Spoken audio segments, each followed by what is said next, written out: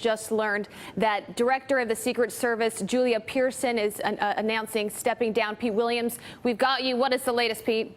Well, I guess that's not so much of a surprise. The only question was timing. We'd been hearing all day that it was very likely that she would step down in the wake of these last two serious security breaches involving the White House and involving the president while traveling.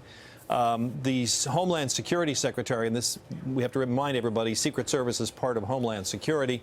The Homeland Security Secretary, Jeh Johnson, says in a statement that's just out from Homeland that she offered her resignation and he accepted it. Now, here's a very interesting point, though. He says, Jeh Johnson says, that as acting director of the Secret Service, they're bringing back someone who retired from the Secret Service 3 years ago. That's Joseph Clancy, who was a special agent in charge of the Presidential Protective Division. That's sort of the most elite part of the Secret Service. He retired from the Secret Service in 2011. They're bringing him back. So, you know, I read this as something of an effort to get an outsider, not a complete outsider, but someone who's been away for a while, to come back and take control of the Secret Service for now. The director's job is a presidentially appointed position. It's not Senate confirmable, so the administration has a free hand here to put whoever they want in charge of the Secret Service.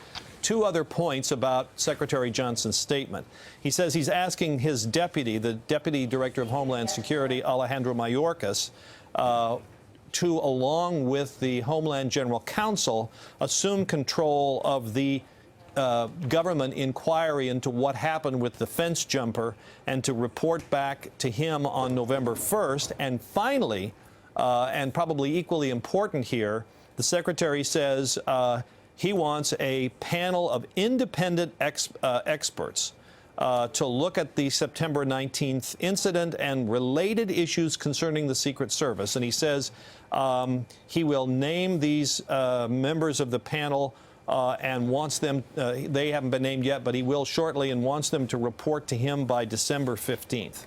So some pretty big developments here in fallout of what happened at the White House. And Pete, that's a leadership change you're reporting for us. When we look at the problems exposed, though, in the past days, many have said there are deeper problems than staffing. There's a culture, there's a lack of accountability. What can you tell us about what other changes would be happening in conjunction with those points you just raised? Well, I just think it's interesting that rather than turn to someone who is in the Secret Service leadership right now, they're bringing someone back from the outside, someone from, in essence, from the good old days, even though it was only 2011, who is presumably, one could say, untainted by any of these recent problems, who will come back in and take control of the Secret Service, knows how the agency does the job, knows the most sensitive mission of the Secret Service, which is protecting the president.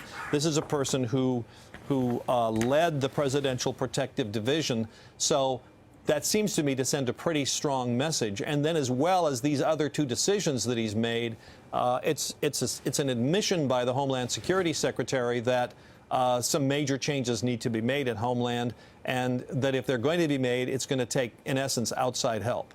Very interesting indeed. Pete Williams, thank you so much, and please keep us updated as you learn more.